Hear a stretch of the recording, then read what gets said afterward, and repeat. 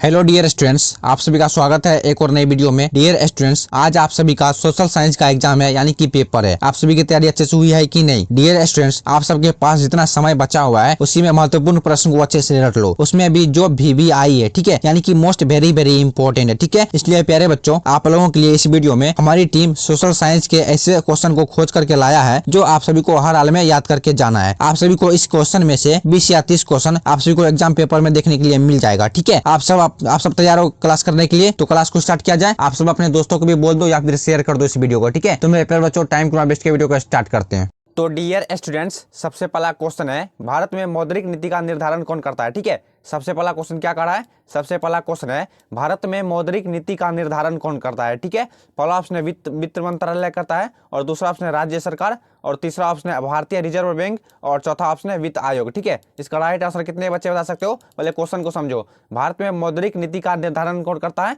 Option number क्या होगा इसका right answer? Option number C हो जाएगा राइट आंसर, भारतीय रिजर्व बैंक। ठीक है, भारत में मौद्रिक नीति का निर्धारण भारतीय रिजर्व बैंक करता है। ठीक है, एक का right answer option number C हो जाएगा, भारतीय रिजर्व बैंक। ठीक है, सबको याद रहेगा, भारत में मौद्रिक नीति का निर्धारण कौन करता है? ऑप्शन नंबर राइट आंसर है भारतीय रिजर्व बैंक। ठीक है, अब बढ़ेंगे नेक्स्ट क्वेश्चन की ओर। 2 नंबर में क्या क्वेश्चन है? 2 नंबर में क्वेश्चन है, प्रधानमंत्री नरेंद्र मोदी ने विमुद्रीकरण की घोषणा कब की? ठीक है, 2 नंबर में क्वेश्चन क्या है? 2 नंबर में क्वेश्चन है, प्रधानमंत्री नरेंद्र मोदी ने विमुद्रीकरण की घोषणा कब की? ठीक है, आपका पहला ऑप्शन है 8 नवंबर 2016, और दूसरा ऑप्शन है 16 नवंबर 2016, और तीसरा ऑप्शन है 25 नवंबर 2015, और चौथा ऑप्शन है 8 नवंबर 2015। ठीक है, इसका राइट आंसर क्या हो जाएगा?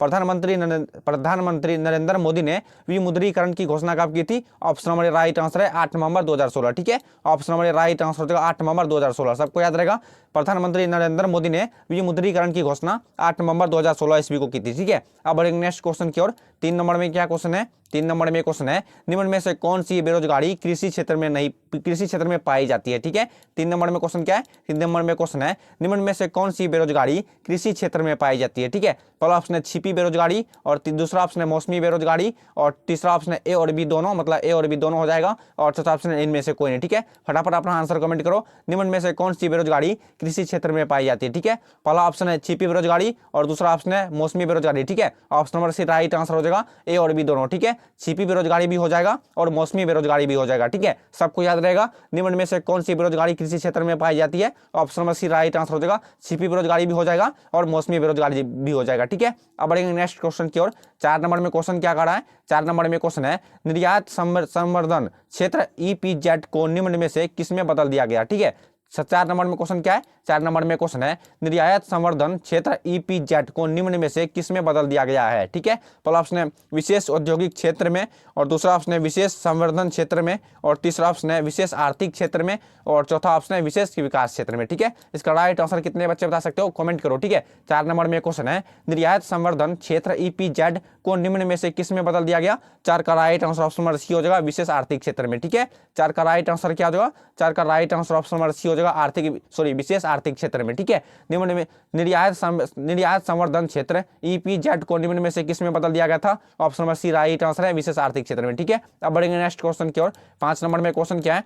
5 नंबर में क्वेश्चन है, राष्ट्रीय उपभोक्ता दिवस कब मनाया जाता है? ठीक है, 5 नंबर में क्वेश्चन क्या कह रहा है? 5 नंबर में क्वेश्चन है, राष्ट्रीय उपभोक्ता दिवस कब मनाया जाता है? ठीक है, एकदम धीरे धीरे सारे क्वेश्चन को सब आदमी मिलकर सॉल्व कर लेंगे। ठीक है, 5 नंबर में क्वेश्चन, लेकिन दिल से मेहनत करो। ठीक है, 5 नंबर में क्वेश्चन है, राष्ट्रीय उपभोक्ता दिवस कब मनाया जाता है? ठीक है, पहला ऑप्शन है 15 मार्च को, दूसरा ऑप्शन है 24 दिसंबर को, और तीसरा ऑप्शन है 5 जून को, और चौथा ऑप्शन है 8 मार्च को। ठीक है, फटाफट अपना आंसर कमेंट करो। ठीक है, गलती होगा लेकिन चलेगा, लेकिन सही आंसर पता तो चलेगा। राष्ट्रीय उपभोक्ता दिवस कब मनाया जाता है? 5 का right answer option number B हो जाएगा 24 दिसंबर को। ठीक है, सबको याद रहेगा, राष्ट्रीय उपभोक्ता दिवस 24 दिसंबर को मनाया जाता है। ठीक है, सबको याद रहेगा, राष्ट्रीय उपभोक्ता दिवस कब मनाया जाता है मेरे प्यारे बच्चों? राष्ट्रीय उपभोक्ता दिवस 24 दिसंबर को मनाया जाता है। ठीक है, अब बढ़ेंगे नेक्स्ट क्वेश्चन की ओर। समझ में आ रहा है कि नहीं? कमेंट कर दो। ठीक है, 6 नंबर में क्वेश्चन का रहा है, औद्योगिक उत्पादों की गुणवत्ता सुनिश्चित करने के लिए क्या? 6 नंबर में क्वेश्चन, 6 नंबर में क्वेश्चन है, औद्योगिक उत्पादन की गुणवत्ता सुनिश्चित करने के लिए किस मानक चिन्ह का प्रयोग किया जाता है? ठीक है, क्वेश्चन समझे कि आप सभी ने? एकदम धीरे धीरे। 6 नंबर में क्वेश्चन का रहा है, औद्योगिक उत्पादों की गुणवत्ता सुनिश्चित करने के लिए किस मानक चिन्ह का प्रयोग किया जाता है। ठीक है, पहला ऑप्शन है एग मार्क और दूसरा ऑप्शन है हॉल मार्क और तीसरा ऑप्शन चले देखते हैं। ठीक है, तीसरा ऑप्शन क्या बोल रहा है, तीसरा ऑप्शन है ISI मार्क और चौथा ऑप्शन इनमें से कोई नहीं। ठीक है, 6 नंबर में क्वेश्चन क्या था, 6 नंबर में क्वेश्चन है औद्योगिक उत्पादों की गुणवत्ता सुनिश्चित करने के लिए किस मानक चिन्ह का प्रयोग किया जाता है। ठीक है, 6 का राइट आंसर क्या होगा, 6 का right answer option number C हो जाएगा ISI मार्क। ठीक है, 6 का राइट आंसर क्या होगा, एक बार में समझ नहीं है तो दोबारा वीडियो को दोबारा अप्लाई करके देख लेना। ठीक है, उसके बाद ये आप सभी को समझ में आ जाएगा, लेकिन सारे क्वेश्चन को अच्छे से रट लेना। ठीक है, 6 का right answer option number C हो जाएगा ISI मार्क। ठीक है, मैं फिर से दिखाता हूं 6 नंबर का क्वेश्चन। ठीक है, 6 नंबर में क्वेश्चन है औद्योगिक उत्पादों की गुणवत्ता सुनिश्चित करने के लिए किस मानक चिन्ह का प्रयोग किया जाता है, option number C right answer हो जाएगा ISI मार्क। ठीक है, सबको याद रहेगा। अब बढ़ेंगे नेक्स्ट क्वेश्चन की ओर। 7 नंबर में क्वेश्चन का है मनरेगा कार्यक्रम की शुरुआत किस राज्य से हुई। ठीक है, किस राज्य से शुरू हुई थी। ठीक है, 7 नंबर में क्वेश्चन क्या है, 7 नंबर में क्वेश्चन है मनरेगा कार्यक्रम की शुरुआत किस राज्य से शुरू हुई। ठीक है, आपका पहला ऑप्शन राजस्थान से, दूसरा ऑप्शन है उत्तर प्रदेश से और तीसरा ऑप्शन है बिहार से और चौथा ऑप्शन है आंध्र प्रदेश से। ठीक है, इसका राइट आंसर कितने बच्चे बता सकते हो, मनरेगा कार्यक्रम की शुरुआत किस राज्य से हुई। 7 का right answer option number D, जितने भी बच्चे बताओ आंध्र प्रदेश से, सबका राइट आंसर है। ठीक है, मनरेगा कार्यक्रम की शुरुआत आंध्र प्रदेश से हुई थी। ठीक है, सबको याद रहेगा, मनरेगा कार्यक्रम की शुरुआत आंध्र प्रदेश से हुई थी। ठीक है, अब बढ़ेंगे नेक्स्ट क्वेश्चन की ओर। सबको समझ में आ रहा है कि नहीं। 8 नंबर में क्वेश्चन है निम्न में कौन सा खाता विशेष रूप से व्यापारियों के लिए है। ठीक है, निम्न में से कौन सा खाता विशेष रूप से व्यापारियों के लिए है। ठीक है, इसका राइट आंसर कितने बच्चे बता सकते हो, कमेंट करो। ठीक है, आप लोग कमेंट नहीं करते हो। निम्न में कौन सा खाता विशेष रूप से व्यापारियों के लिए है, पहला ऑप्शन है अस्थायी जमा और दूसरा ऑप्शन है चालू जमा और तीसरा ऑप्शन है संचयी जमा और चौथा ऑप्शन है आवर्ती जमा। ठीक है, इसका फटाफट अपना आंसर कमेंट करो। निम्न में कौन सा खाता विशेष रूप से व्यापारियों के लिए है, option number B right answer है चालू जमा। ठीक है, व्यापारी के लिए हमेशा चालू जमा ही खुला हुआ रहता है। ठीक है, निम्न में कौन सा खाता विशेष रूप से व्यापारियों के लिए है, option number B right answer है चालू जमा। ठीक है, सबको याद रहेगा, यही सब क्वेश्चन आप सभी को पूछा जाएगा। ठीक है, इससे बाहर क्वेश्चन पूछा नहीं जाएगा। ठीक है, अब देखेंगे नेक्स्ट क्वेश्चन है 9 नंबर में क्वेश्चन क्या है, 9 नंबर में क्वेश्चन है निम्नलिखित में से कौन संघों के एक साथ आने का उदाहरण नहीं है। ठीक है, 9 नंबर में क्वेश्चन क्या करा है, 9 नंबर में क्वेश्चन है, मैं जो यहाँ पर VBI लिख रहा हूँ इसका मतलब वेरी वेरी इंपॉर्टेंट है। ठीक है, 9 नंबर में क्वेश्चन है निम्नलिखित में से कौन संघों के एक साथ आने का उदाहरण नहीं है। ठीक है, पहला ऑप्शन है भारत, दूसरा ऑप्शन है संयुक्त राज्य अमेरिका और तीसरा ऑप्शन है स्विट्जरलैंड और चौथा ऑप्शन है ऑस्ट्रेलिया। ठीक है, इसका राइट आंसर क्या हो जाएगा, निम्नलिखित में से कौन संघों के एक साथ आने का उदाहरण नहीं है। पहले क्वेश्चन को समझो उसके बाद आंसर देना है। ठीक है, निम्नलिखित में से कौन संघों के एक साथ आने का उदाहरण नहीं है, ऑप्शन नंबर बी, इसका राइट आंसर क्या हो जाएगा, 9 का right answer option number B हो जाएगा संयुक्त राज्य अमेरिका। ठीक है, 9 का राइट आंसर क्या हो जाएगा, 9 का right answer option number B हो जाएगा संयुक्त राज्य अमेरिका। ठीक है, सबको याद रहेगा, निम्नलिखित में से कौन संघों के एक साथ आने का उदाहरण नहीं है, option number B right answer है संयुक्त राज्य अमेरिका। ठीक है, अब बढ़ेंगे नेक्स्ट क्वेश्चन की ओर। नंबर में क्वेश्चन है वेस्ट इंडीज में संघ की स्थापना कब की गई। ठीक है, 10 नंबर में क्वेश्चन क्या है,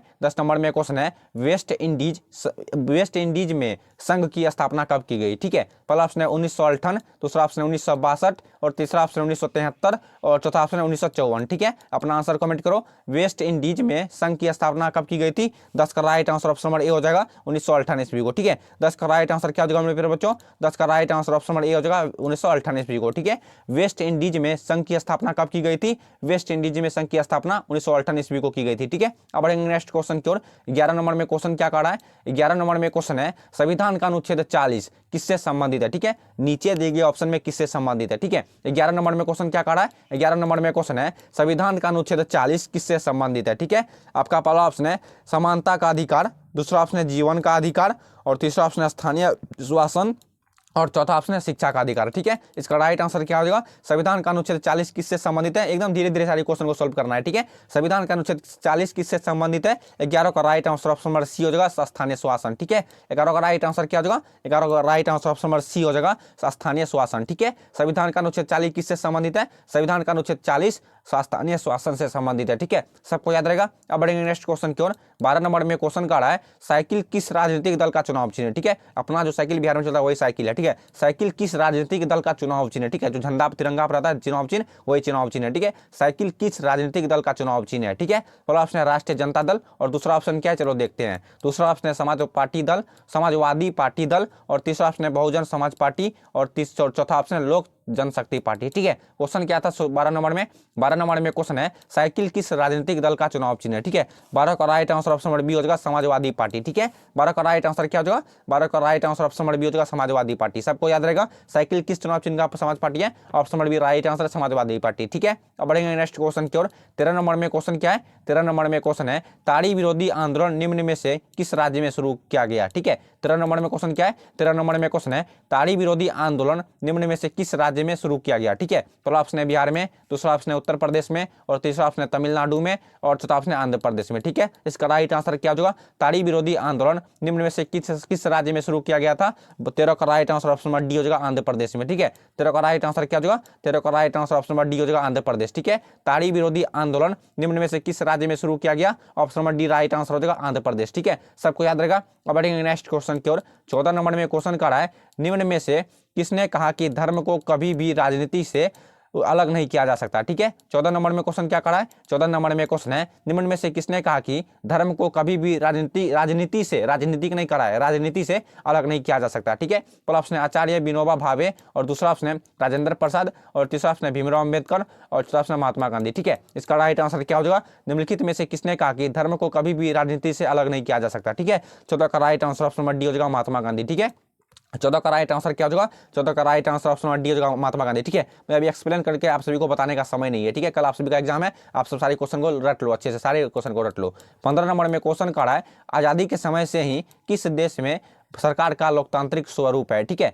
15 नंबर में क्वेश्चन क्या है? 15 नंबर में क्वेश्चन है आजादी के समय से ही किस देश में सरकार का लोकतांत्रिक स्वरूप है? ठीक है, पहला ऑप्शन है भारत, दूसरा ऑप्शन है नेपाल, और तीसरा ऑप्शन है भूटान, और चौथा ऑप्शन है पाकिस्तान। ठीक है, इसका राइट आंसर क्या होगा? आजादी के समय से ही किस देश में भारत का लोकतांत्रिक स्वरूप है? ऑप्शन नंबर राइट आंसर होगा भारत। ठीक है, अपना भारत है। ठीक है, आजादी के समय से ही किस देश में सरकार का लोकतांत्रिक स्वरूप है? ऑप्शन नंबर राइट आंसर होगा भारत। ठीक है, अब बढ़ेंगे नेक्स्ट क्वेश्चन की ओर। 16 नंबर में क्वेश्चन क्या है? 16 नंबर में क्वेश्चन है वायु परिवहन का राष्ट्रीयकरण कब किया गया था? ठीक है, 16 नंबर में क्वेश्चन क्या है? 16 नंबर में क्वेश्चन है 16 नंबर में क्वेश्चन का रहा है वायु परिवहन का राष्ट्रीयकरण कब किया गया? ठीक है, कब किया गया था? वायु परिवहन का राष्ट्रीयकरण कब किया गया था? ठीक है, अपना आंसर कमेंट करो मेरे प्यारे बच्चों फटाफट। पहला ऑप्शन 1950 ईस्वी को, दूसरा ऑप्शन 1951 ईस्वी को, और तीसरा ऑप्शन 1953 ईस्वी को, और चौथा ऑप्शन 1964 ईस्वी को। ठीक है, इसका राइट आंसर क्या हो जाएगा? वायु परिवहन का राष्ट्रीयकरण कब किया गया था? 16 का right answer option number C हो जाएगा 1953 ईस्वी को। ठीक है, वायु परिवहन का राष्ट्रीयकरण 1953 ईस्वी को किया गया था। ठीक है, सबको याद रहेगा वायु परिवहन का राष्ट्रीयकरण 1953 ईस्वी को किया गया था। ठीक है, अब बढ़ेंगे नेक्स्ट क्वेश्चन की ओर। 17 नंबर में क्वेश्चन क्या है? 17 नंबर में क्वेश्चन है निम्न में से कौन राज्य रेल मार्ग से नहीं जुड़ा है? ठीक है, 17 नंबर में क्वेश्चन क्या है? 17 नंबर में क्वेश्चन है निम्न में से कौन राज्य रेल मार्ग से नहीं जुड़ा है? ठीक है, पहला ऑप्शन है असम, दूसरा ऑप्शन है नागालैंड, और तीसरा ऑप्शन है मणिपुर, और चौथा ऑप्शन क्या है? और चौथा ऑप्शन है मेघालय। ठीक है, इसका राइट आंसर क्या हो जाएगा? 17 नंबर में क्वेश्चन क्या है? 17 नंबर में क्वेश्चन है निम्न में से कौन राज्य रेल मार्ग से नहीं जुड़ा है? ठीक है, 17 का right answer option number D हो जाएगा मेघालय। ठीक है, 17 का राइट आंसर क्या हो जाएगा? 17 का right answer option number D हो जाएगा मेघालय। सबको याद रहेगा निम्न में से कौन सा रेल मार्ग से नहीं जुड़ा है? Option number D right answer है मेघालय राज्य रेल मार्ग से नहीं जुड़ा है। ठीक है, अब बढ़ेंगे नेक्स्ट क्वेश्चन की ओर। 18 नंबर में क्वेश्चन क्या है? 18 नंबर में क्वेश्चन है भारत का सबसे छोटा रेलवे क्षेत्र कौन सा है? ठीक है, 18 नंबर में क्वेश्चन क्या है? 18 नंबर में क्वेश्चन है भारत का सबसे छोटा रेलवे क्षेत्र कौन सा है? ठीक है, पहला ऑप्शन है उत्तर रेलवे, और दूसरा ऑप्शन है उत्तर पूर्वी रेलवे, और तीसरा ऑप्शन है पूर्वी रेलवे, और चौथा ऑप्शन है मध्य रेलवे। ठीक है, इसका राइट आंसर कितने बच्चे बता सकते हो? भारत का सबसे छोटा रेलवे क्षेत्र कौन सा है? 18 का right answer option number B हो जाएगा उत्तर पूर्वी रेलवे। ठीक है, 18 का राइट आंसर क्या हो जाएगा? 18 का right answer option number B हो जाएगा उत्तर पूर्वी रेलवे। ठीक है, सबको याद रहेगा भारत का सबसे छोटा रेलवे क्षेत्र कौन सा है? Option number B right answer है उत्तर पूर्वी रेलवे। ठीक है, अब बढ़ेंगे नेक्स्ट क्वेश्चन की ओर। 19 नंबर में क्वेश्चन क्या है? 19 नंबर में क्वेश्चन है मरुस्थलीय मृदा कहाँ मिलती है? ठीक है, 19 नंबर में क्वेश्चन क्या करा है? 19 नंबर में क्वेश्चन है मरुस्थलीय मृदा कहाँ पर मिलती है? ठीक है, एकदम इजी क्वेश्चन है, मरुस्थलीय मृदा कहाँ मिलती है? ठीक है, थोड़ा सा दिमाग लगाओगे तो क्वेश्चन का आंसर मिल जाएगा। मरुस्थलीय मृदा कहाँ पर मिलती है? पहला ऑप्शन है उत्तर प्रदेश में, दूसरा ऑप्शन है राजस्थान में, तीसरा ऑप्शन है कर्नाटक में, और चौथा ऑप्शन है महाराष्ट्र में। ठीक है, फटाफट आंसर कमेंट करो मरुस्थलीय मृदा कहाँ पर मिलती है? Option number B right answer है राजस्थान में। ठीक है, मैं आप लोगों के पास ज़्यादा समय नहीं है, ठीक है, इसलिए क्वेश्चन को जल्दी जल्दी कवर करा देता हूँ। ठीक है, मरुस्थलीय मृदा कहाँ पर मिलती है? मरुस्थलीय मृदा राजस्थान में मिलती है, सबको याद रहेगा। अब बढ़ेंगे नेक्स्ट क्वेश्चन की ओर। 20 नंबर में क्वेश्चन काढ़ा है बांध को आधुनिक भारत का मंदिर किसने कहा? ठीक है, 20 नंबर में क्वेश्चन क्या है? 20 नंबर में क्वेश्चन है, बांध को आधुनिक भारत का मंदिर किसने कहा? ठीक है, पहला ऑप्शन महात्मा गांधी ने कहा, दूसरा ऑप्शन पंडित नेहरू ने कहा, और तीसरा ऑप्शन दादा भाई नौरोजी ने कहा, और चौथा ऑप्शन लाल बहादुर शास्त्री ने कहा। ठीक है, किसने कहा था मेरे प्यारे बच्चों? बांध को आधुनिक भारत का मंदिर किसने कहा था? बांध को आधुनिक भारत का मंदिर किसने कहा था? 20 का right answer option number B हो जाएगा पंडित नेहरू ने। ठीक है, 20 का राइट आंसर क्या हो जाएगा? 20 का right answer option number B हो जाएगा पंडित नेहरू ने। ठीक है, अब बढ़ेंगे नेक्स्ट क्वेश्चन की ओर। 21 नंबर में क्वेश्चन करा है, निम्नलिखित में से कौन लोकतंत्र का प्राण है? ठीक है, 21 नंबर में क्वेश्चन क्या है? 21 नंबर में क्वेश्चन है, निम्नलिखित में से कौन लोकतंत्र का प्राण है? ठीक है, पहला ऑप्शन है सरकार, दूसरा ऑप्शन है न्यायपालिका, और तीसरा ऑप्शन है राजनीतिक दल, और चौथा ऑप्शन है संविधान। ठीक है, इसका राइट आंसर क्या हो जाएगा? निम्नलिखित में से कौन लोकतंत्र का प्राण है? 21 का right answer option number C हो जाएगा राजनीतिक दल। ठीक है, 21 का राइट आंसर क्या हो जाएगा? 21 का right answer option number C हो जाएगा राजनीतिक दल। ठीक है, सबको याद रहेगा, निम्नलिखित में से कौन लोकतंत्र का प्राण है? Option number C right answer है राजनीतिक दल। ठीक है, अब बढ़ेंगे नेक्स्ट क्वेश्चन की ओर। 22 नंबर में क्वेश्चन है, भारतीय कम्युनिस्ट पार्टी की स्थापना कब हुई? ठीक है, 22 नंबर में क्वेश्चन क्या है? 22 नंबर में क्वेश्चन है, भारतीय कम्युनिस्ट पार्टी की स्थापना कब हुई? ठीक है, इसका राइट आंसर क्या हो जाएगा? पहला ऑप्शन 1925, दूसरा ऑप्शन 1964, और तीसरा ऑप्शन 1984, और चौथा ऑप्शन 1999। ठीक है, इसका राइट आंसर क्या हो जाएगा? भारतीय कम्युनिस्ट पार्टी की स्थापना कब हुई? 22 का right answer option number A हो जाएगा 1925 ईस्वी को। ठीक है, 22 का राइट आंसर क्या हो जाएगा? 22 का right answer option number A हो जाएगा 1925 ईस्वी को। ठीक है मेरे प्यारे बच्चों, भारतीय कम्युनिस्ट पार्टी की स्थापना 1925 ईस्वी को हुई थी। ठीक है, अब बढ़ेंगे नेक्स्ट क्वेश्चन की ओर। 23 नंबर में क्वेश्चन क्या है? 23 नंबर में क्वेश्चन है, आप लोग एग्जाम देते वक्त हड़बड़ाना नहीं है। ठीक है, आप लोग हड़बड़ा जाते हो, इसलिए आप सबका दिमाग से भ्रम हट जाता है। ठीक है, 23 नंबर में क्वेश्चन है, किसने कहा लोकतंत्र जनता के लिए तथा जनता के द्वारा शासन है? ठीक है, 23 नंबर में क्वेश्चन क्या कर रहा है? 23 नंबर में क्वेश्चन है, किसने कहा लोकतंत्र जनता के लिए तथा जनता के द्वारा शासन है? ठीक है, पहला ऑप्शन है अरस्तु ने कहा, और दूसरा ऑप्शन है अब्राहम लिंकन ने कहा, और तीसरा ऑप्शन क्या, चलो देख लेते हैं। ठीक है, तीसरा ऑप्शन है अपना रूसो ने कहा, और चौथा ऑप्शन है हीगल ने। ठीक है, हीगल ने कहा। ठीक है, 23 नंबर में क्वेश्चन क्या था? 23 नंबर में क्वेश्चन है, किसने कहा लोकतंत्र जनता के लिए तथा जनता के द्वारा शासन है? ठीक है, तो इसका right answer option number B हो जाएगा अब्राहम लिंकन। ठीक है, तो इसका राइट आंसर क्या हो जाएगा? तो इसका right answer option number B हो जाएगा अब्राहम लिंकन। ठीक है, सबको याद रहेगा, किसने कहा लोकतंत्र जनता के लिए तथा जनता के द्वारा शासन है? Option number B right answer है अब्राहम लिंकन। ठीक है, अब बढ़ेंगे नेक्स्ट क्वेश्चन की ओर। 24 नंबर में क्वेश्चन क्या समझ में आ रहा है सभी को? नहीं कमेंट कर दो एक बार यस। ठीक है,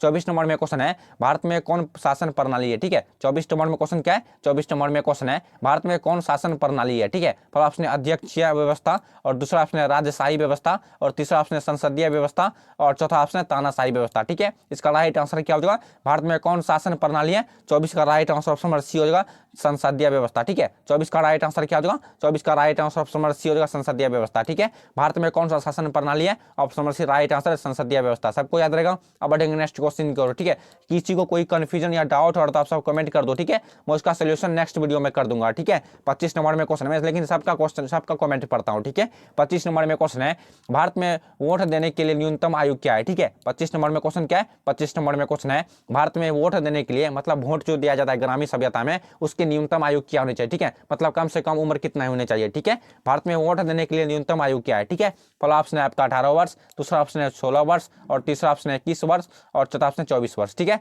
फटाफट अपना आंसर कमेंट करो। भारत में वोट देने के लिए न्यूनतम आयु क्या है? सारे बच्चे को पता है क्वेश्चन का। ठीक है, ऑप्शन नंबर ए जितने भी बच्चे 18 वर्ष सबका राइट आंसर है। ठीक है, भारत में वोट देने के लिए 18 वर्ष की न्यूनतम आयु होनी चाहिए। ठीक है, अब बढ़ेंगे नेक्स्ट क्वेश्चन की ओर। 26 नंबर में क्वेश्चन क्या है? 26 नंबर में क्वेश्चन है, लोकतंत्र की सफलता की चुनौती है। ठीक है, नीचे दिए गए ऑप्शन में लोकतंत्र की सफलता की चुनौती क्या है? ठीक है मेरे बच्चों, फटाफट आंसर अपना कमेंट करो। ठीक है, लोकतंत्र की सफलता की चुनौती क्या है? आपका पहला ऑप्शन है अफसरशाही, और दूसरा ऑप्शन है अशिक्षा, और तीसरा ऑप्शन है जातिवाद, और चौथा ऑप्शन है उपयुक्त सभी। ठीक है, क्वेश्चन समझे कि नहीं? क्वेश्चन समझो पहले। ठीक है, लोग मैं इस बात को बार बार बोलता हूं। ठीक है, लोकतंत्र की सफलता की चुनौती क्या है? लोकतंत्र की सफलता की चुनौती क्या है? पहला ऑप्शन है अफसरशाही, दूसरा ऑप्शन है अशिक्षा, और तीसरा ऑप्शन है जातिवाद, और चौथा ऑप्शन है उपयुक्त सभी। ठीक है, 26 का राइट आंसर क्या हो जाएगा? 26 का right answer option number D हो जाएगा उपयुक्त सभी। ठीक है, 26 का राइट आंसर क्या हो जाएगा? 26 का right answer option number D हो जाएगा उपयुक्त सभी। ठीक है, लोकतंत्र की सफलता की चुनौती क्या है? लोकतंत्र की सफलता की चुनौती अफसरशाही भी है, और शिक्षा भी है, और जातिवाद भी है। ठीक है, सबको याद रहेगा उपयुक्त सभी हो जाएगा इसका राइट आंसर। ठीक है, अब बढ़ेंगे नेक्स्ट क्वेश्चन की ओर। 27 नंबर में क्वेश्चन क्या है? 27 नंबर में क्वेश्चन है, भारत में राष्ट्रीय आपातकाल की घोषणा कब हुई थी? ठीक है, 27 नंबर में क्वेश्चन क्या है? 27 नंबर में क्वेश्चन है, भारत में राष्ट्रीय आपातकाल की घोषणा कब हुई थी? ठीक है, पहला ऑप्शन 1975 ईस्वी में, दूसरा ऑप्शन है 1980 ईस्वी में, और तीसरा ऑप्शन है 1985 ईस्वी में, और चौथा ऑप्शन 1990 ईस्वी ईस्वी में, ठीक है। इसका राइट आंसर क्या हो जाएगा, भारत में राष्ट्रीय आपातकाल की घोषणा कब हुई थी मेरे प्यारे बच्चों, 27 का right answer option number A जितने भी बच्चे बता 1975 ईस्वी सबका राइट आंसर है, ठीक है। भारत में राष्ट्रीय आपातकाल की घोषणा 1975 ईस्वी को हुई थी, ठीक है, सबको याद रहेगा। अब बढ़ेंगे नेक्स्ट क्वेश्चन की ओर। 28 नंबर में क्वेश्चन क्या रहा है, सुनामी प्रभावित क्षेत्र में मकानों का निर्माण कहाँ करना चाहिए, ठीक है। 28 नंबर में क्वेश्चन क्या करा है, 28 नंबर में क्वेश्चन है सुनामी प्रभावित क्षेत्र में मकानों का निर्माण कहाँ करनी चाहिए, ठीक है। मतलब मकान सुनामी जहाँ पर अधिकतर मानसून होता है, जहाँ पर अधिक बारिश होता है, वहां पर किस क्षेत्र में मकान बनाना चाहिए, ठीक है। ईंट का मकान किस क्षेत्र में बनाना चाहिए, ठीक है। 28 नंबर में क्वेश्चन का रहा है सुनामी प्रभावित क्षेत्र में मकानों का निर्माण किस जगह पर करना चाहिए, ठीक है। पहला ऑप्शन है सागर तट के निकट, मतलब नदी के निकट, और दूसरा ऑप्शन है सागर तट से दूर, मतलब नदी से बहुत दूर, और तीसरा ऑप्शन है मैंग्रोव वन में, और तीसरा ऑप्शन है इनमें से कोई नहीं, ठीक है। मैंग्रोव वन मतलब जंगल हुआ, ठीक है, मैंग्रोव वन में, और चौथा ऑप्शन इनमें से कोई नहीं, ठीक है। कितने बच्चे बता सकते हो इसका आंसर, सुनामी प्रभावित क्षेत्र में मकानों का निर्माण कहां पर करना चाहिए, option number B right answer है सागर तट से दूर, ठीक है, मतलब नदी नाला नहर से दूर, ठीक है मेरे बच्चों, सबको याद रहेगा। सुनामी प्रभावित क्षेत्र में मकानों का निर्माण सागर तट से दूर करनी चाहिए, ठीक है, सबको याद रहेगा। यही सब क्वेश्चन पूछेगा। अब बढ़ेंगे नेक्स्ट क्वेश्चन की ओर। 29 नंबर में क्वेश्चन का रहा है इटली के एकीकरण में निम्न में से किसने योगदान किया, ठीक है, योगदान किया था, ठीक है। 29 नंबर में क्वेश्चन क्या करा है, 29 नंबर में क्वेश्चन है इटली के एकीकरण में निम्न में से किसने योगदान किया था, ठीक है। आप चलेंगे ऑप्शन की ओर। पहला ऑप्शन है मेजनी ने, दूसरा ऑप्शन है गैरीबाल्डी ने, और तीसरा ऑप्शन है काउंट काबूर ने, और चौथा ऑप्शन है उपयुक्त सभी, ठीक है। 29 नंबर में क्वेश्चन क्या था, 29 नंबर में क्वेश्चन है इटली के एकीकरण में निम्न में से किसने योगदान किया था, ठीक है। Option number D right answer हो जाएगा, मेजनी ने भी किया था, गैरीबाल्डी ने भी किया था, और काउंट काबूर ने भी किया था। Option number D right answer हो जाएगा, उपयुक्त सभी, ठीक है। 29 का राइट आंसर क्या हो जाएगा, 29 का right answer option number D हो जाएगा, उपयुक्त सभी, ठीक है। अब बढ़ेंगे नेक्स्ट क्वेश्चन की ओर। समझ में आ रहा है कि नहीं, ठीक है। 30 नंबर में क्वेश्चन का रहा है भारत में 1 रुपये के नोट कौन जारी करता है, ठीक है। 30 नंबर में क्वेश्चन क्या कर रहा है, 30 नंबर में क्वेश्चन है भारत में 1 रुपया की नोट कौन जारी करता है, ठीक है। पहला ऑप्शन है भारतीय रिजर्व बैंक, और दूसरा ऑप्शन है सेंट्रल बैंक ऑफ इंडिया, और तीसरा ऑप्शन है वित्त विभाग, और चौथा ऑप्शन है स्टेट बैंक ऑफ इंडिया, ठीक है। इसका राइट आंसर क्या होगा, भारत में 1 रुपया का नोट कौन जारी करता है, option number C right answer है वित्त विभाग, ठीक है। 30 का राइट आंसर क्या होगा, 30 का right answer option number C हो जाएगा, वित्त विभाग। आपको याद रहेगा भारत में 1 रुपये की नोट को कौन जारी करता है, भारत में 1 रुपये की नोट को वित्त विभाग जारी करता है, ठीक है। अब बढ़ेंगे नेक्स्ट क्वेश्चन की ओर। 31 नंबर में क्वेश्चन का रहा है प्राथमिक क्षेत्र में कौन सी आर्थिक क्रिया शामिल है, ठीक है। 31 नंबर में क्वेश्चन क्या कर रहा है, 31 नंबर में क्वेश्चन है प्राथमिक क्षेत्र में कौन सी आर्थिक क्रिया शामिल है, ठीक है। पहला ऑप्शन है कृषि, दूसरा ऑप्शन है पशुपालन, और तीसरा ऑप्शन है खनन, और चौथा ऑप्शन है उपयुक्त सभी, ठीक है। क्वेश्चन समझे कि नहीं, क्वेश्चन का रहा है प्राथमिक क्षेत्र में कौन सी आर्थिक क्रिया शामिल है, ठीक है। 31 का राइट आंसर क्या हो जाएगा, 31 का right answer option number D हो जाएगा, उपयुक्त सभी, ठीक है। कृषि भी हो जाएगा, पशुपालन भी हो जाएगा, और खनन भी हो जाएगा, ठीक है। Option number D right answer है, उपयुक्त सभी, ठीक है। प्राथमिक क्षेत्र में कौन सी आर्थिक क्रिया शामिल है, कृषि भी है, पशुपालन भी है, खनन भी है, उपयुक्त सभी हो जाएगा राइट आंसर, ठीक है। अब बढ़ेंगे नेक्स्ट क्वेश्चन की ओर। 32 नंबर में क्वेश्चन क्या है, 32 नंबर में क्वेश्चन है निम्न में से कौन खास मुद्रा का उदाहरण है, ठीक है। नीचे दिए गए ऑप्शन में कौन सा खास मुद्रा का उदाहरण है, ठीक है। निम्न में से कौन खास मुद्रा का उदाहरण है, ठीक है। इसका राइट आंसर क्या होगा, पहला ऑप्शन है करेंसी नोट, दूसरा ऑप्शन है बैंक फ्रॉड, बैंक ड्राफ्ट, ठीक है, ड्राफ्ट है ड्रा को आधा फोटो ड्राफ्ट, ठीक है, बैंक ड्राफ्ट, दूसरा ऑप्शन है बैंक ड्राफ्ट, और तीसरा ऑप्शन है सिक्के, और चौथा ऑप्शन इनमें से कोई नहीं, ठीक है। क्वेश्चन क्या कर रहा है 32 नंबर में, 32 नंबर में क्वेश्चन है निम्न में कौन खाद मुद्रा का उदाहरण है, ठीक है। निम्न में कौन खास मुद्रा का उदाहरण है, ठीक है। 32 का राइट आंसर क्या होगा, इसका ऑप्शन नंबर बी जितने भी बच्चे तो बैंक ड्राफ्ट सबका राइट आंसर है, ठीक है। 32 का राइट आंसर क्या होगा, 32 का right answer option number B होगा बैंक ड्राफ्ट, ठीक है। सबको याद रहेगा निम्न में कौन खास मुद्रा का उदाहरण है, option number B right answer है बैंक ड्राफ्ट, ठीक है। अब बढ़ेंगे नेक्स्ट क्वेश्चन की ओर। 33 नंबर में क्वेश्चन क्या है, 33 नंबर में क्वेश्चन है विश्व व्यापार संगठन की स्थापना कब हुई, ठीक है। 33 नंबर में क्वेश्चन क्या कर रहा है, 33 नंबर में क्वेश्चन है विश्व व्यापार संगठन की स्थापना कब हुई, ठीक है। इसका राइट आंसर कितने बच्चे बता सकते हो, पहला ऑप्शन 1990 ईस्वी को, और दूसरा ऑप्शन 1992 ईस्वी को, और तीसरा ऑप्शन 1995 ईस्वी को, और चौथा ऑप्शन 1996 ईस्वी को, ठीक है। इसका राइट आंसर क्या होगा, विश्व व्यापार संगठन की स्थापना कब हुई थी, 33 का सही आंसर ऑप्शन सी हो जाएगा 1995 ईस्वी को, ठीक है। सबको याद रहेगा विश्व व्यापार संगठन की स्थापना 1995 ईस्वी को हुई थी, ठीक है। अब बढ़ेंगे नेक्स्ट क्वेश्चन की ओर। 34 नंबर में क्वेश्चन क्या है, 34 नंबर में क्वेश्चन है 2011 की जनगणना के अनुसार भारत की आबादी थी, ठीक है, मतलब भारत की आबादी कितनी थी, ठीक है। 2011 की जनगणना के अनुसार आप सबको 12th में भी ये सब क्वेश्चन देखने के लिए मिलेंगे, ठीक है। इसलिए अभी से मैं खूब मेहनत करके 12th में अच्छा मार्क्स पाना है, ठीक है। 34 नंबर में क्वेश्चन है मैं आप सबको इसने पिछली वाली वीडियो में भी बोला था, अगर आप सब 12th में एडमिशन करवाओगे या फिर आपके दोस्त 12th में एडमिशन करवाएंगे, आप सभी को कहीं जाने की जरूरत नहीं है, ठीक है। आप सभी को इसी चैनल पर 12th क्लास की आर्ट्स की बेहतर ढंग से तैयारी करवाई जाएगी, ठीक है। मैं इस पर एक वीडियो लेकर आऊंगा, आप सभी अच्छे से देख लेना, ठीक है। 34 नंबर में क्वेश्चन काढ़ा है, 2011 की जनगणना के अनुसार भारत की आबादी कितनी थी, ठीक है। पहला ऑप्शन है 90 करोड़, और दूसरा ऑप्शन है 121 करोड़, और तीसरा ऑप्शन है 140 करोड़, और चौथा ऑप्शन है 150 करोड़, ठीक है। ऑल सब्जेक्ट की तैयारी करवाई जाएगी, ठीक है। 34 नंबर में क्वेश्चन है 2011 की जनगणना के अनुसार भारत की आबादी कितनी थी। 34 का राइट आंसर क्या हो जाएगा बच्चों, 34 का राइट आंसर ऑप्शन हो जाएगा 90 करोड़, ठीक है। सबको याद रहेगा 2011 की जनगणना के अनुसार भारत की आबादी 90 करोड़ थी, ठीक है, अपने भारत में। अब बढ़ेंगे नेक्स्ट क्वेश्चन की ओर। 35 नंबर में क्या क्वेश्चन करा है, 35 नंबर में क्वेश्चन है कृषि उत्पादों की गुणवत्ता सुनिश्चित करने का मान्यता प्रदान प्राप्त चीन है, ठीक है। 35 नंबर में क्वेश्चन क्या करा है, 35 नंबर में क्वेश्चन है कृषि उत्पादों की गुणवत्ता सुनिश्चित करने का मान्यता प्राप्त चीन है, ठीक है। क्वेश्चन समझे कि नहीं, क्वेश्चन करा है कृषि उत्पादों की गुणवत्ता सुनिश्चित करने का मान्यता प्राप्त चिन्ह है, ठीक है। इसका चिन्ह क्या है, कृषि उत्पादों की गुणवत्ता सुनिश्चित करने का मान्यता प्राप्त चिन्ह क्या है, ठीक है। पहला ऑप्शन है ISI मार्क, दूसरा ऑप्शन है हॉल मार्क, और तीसरा ऑप्शन है एग मार्क, और चौथा ऑप्शन है बुल मार्क, ठीक है। इसका राइट आंसर क्या हो जाएगा, कृषि उत्पादों की गुणवत्ता सुनिश्चित करने का मान्यता प्राप्त चिन्ह क्या है। 35 का सही आंसर ऑप्शन नंबर सी हो जाएगा एग मार्क, ठीक है। 35 का राइट आंसर क्या हो जाएगा, 35 का right answer option number C हो जाएगा एग मार्क, ठीक है।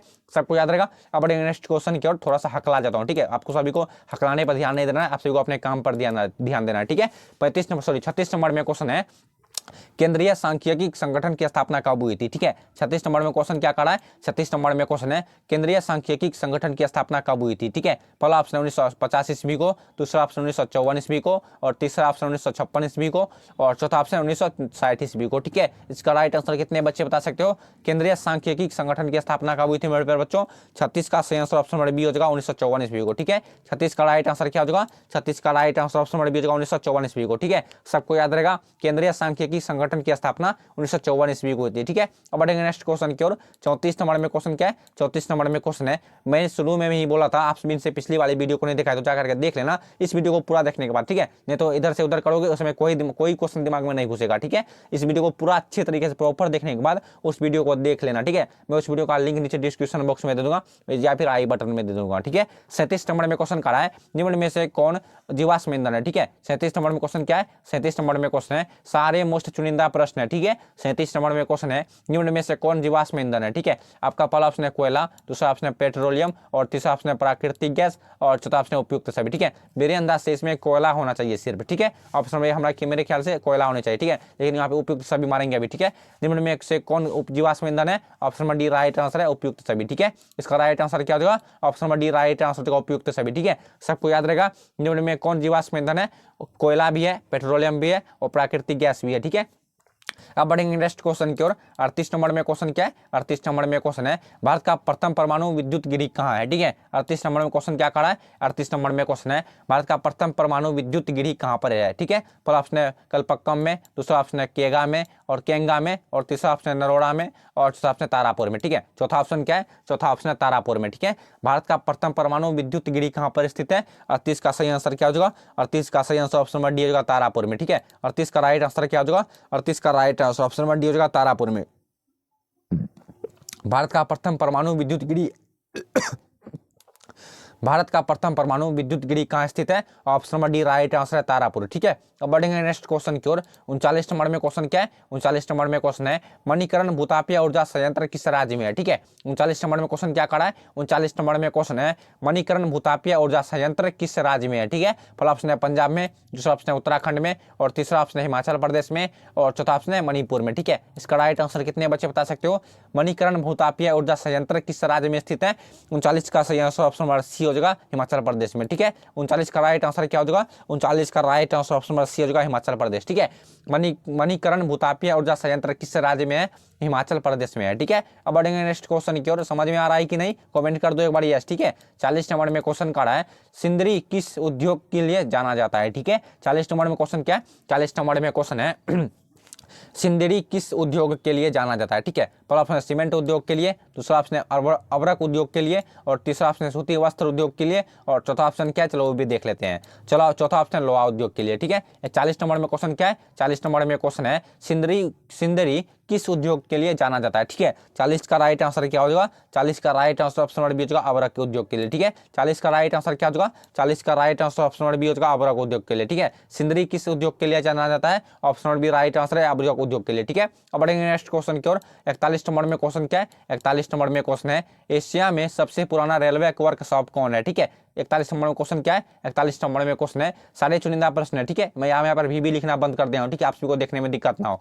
41 नंबर में क्वेश्चन है एशिया में सबसे पुराना एशिया में सबसे पुराना सबसे पहले का, ठीक है, एशिया में सबसे पुराना रेलवे वर्कशॉप कौन सा है? ठीक है, आपका पहला ऑप्शन है चित्तरंजन लोकोमोटिव, और दूसरा ऑप्शन है नागापुर रेलवे वर्कशॉप, और तीसरा ऑप्शन है जमालपुर रेलवे वर्कशॉप, और चौथा ऑप्शन है अमृतसर रेलवे वर्कशॉप। ठीक है, फटाफट अपना आंसर कमेंट कर दो। एशिया का सबसे पुराना रेलवे वर्कशॉप कौन सा है? एशिया का बोल रहा है। ठीक है, पूरा इंडिया का नहीं बोल रहा है, एशिया का बोल रहा है। एशिया में सबसे पुराना रेलवे वर्कशॉप कौन सा है? 41 का राइट आंसर क्या होगा? 41 का right answer option number B हो जाएगा जमालपुर रेलवे वर्कशॉप। ठीक है, 41 का राइट आंसर क्या होगा मेरे प्यारे बच्चों? 41 का right answer option number B हो जाएगा जमालपुर रेलवे वर्कशॉप। ठीक है, एशिया में सबसे पुराना रेलवे वर्कशॉप कौन है?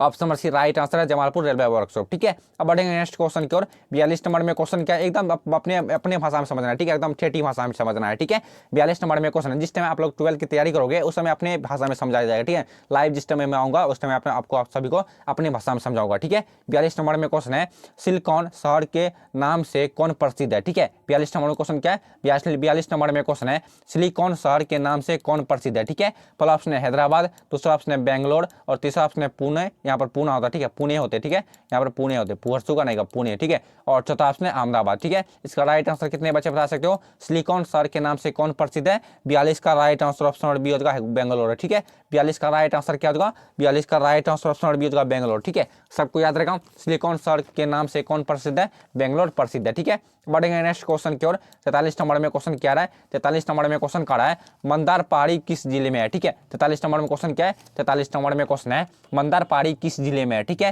पहला ऑप्शन है मुंगेर में, दूसरा ऑप्शन है भागलपुर में, और तीसरा ऑप्शन है बांका में, और चौथा ऑप्शन है बक्सर में। ठीक है, इसका राइट आंसर कितने बच्चे बता सकते हो? मंदार पहाड़ी किस जिले में? मेरे बच्चों फटाफट कमेंट कर दो एक बार। ठीक है, मंदार पहाड़ी किस जिले में? इसका राइट आंसर क्या होगा? ऑप्शन नंबर सी हो जाएगा बांका में। ठीक है, 43 का राइट आंसर क्या होगा? 43 का right answer option number C हो जाएगा बांका में। ठीक है, सबको याद रखा, मंदार पहाड़ी किस जिले में है? मंदार पहाड़ी बांका में जिले, बांका जिले में स्थित है। ठीक है, बढ़ेंगे नेक्स्ट क्वेश्चन की ओर। 44 नंबर में क्वेश्चन का रहा है सासारामा नगर का विकास सासारामा नगर का विकास कब हुआ था? ठीक है, 44 नंबर में क्वेश्चन क्या कर रहा है? 44 नंबर में क्वेश्चन है सासाराम नगर का विकास हुआ था। ठीक है, किसके युग में हुआ था? 44 नंबर में क्वेश्चन कर रहा है सासाराम नगर का विकास किसके युग में हुआ था? ठीक है, आपका पहला ऑप्शन है प्राचीन युग में, और दूसरा ऑप्शन है मध्य युग में, और तीसरा ऑप्शन है आधुनिक युग में, और चौथा ऑप्शन है इनमें से कोई नहीं। ठीक है, यहाँ पर नहीं छूट गया है, यहाँ पर नहीं हो जाएगा। ठीक है, चौथा नंबर में इसका राइट आंसर क्या होगा? सासाराम नगर का विकास कब हुआ था मेरे प्यारे बच्चों?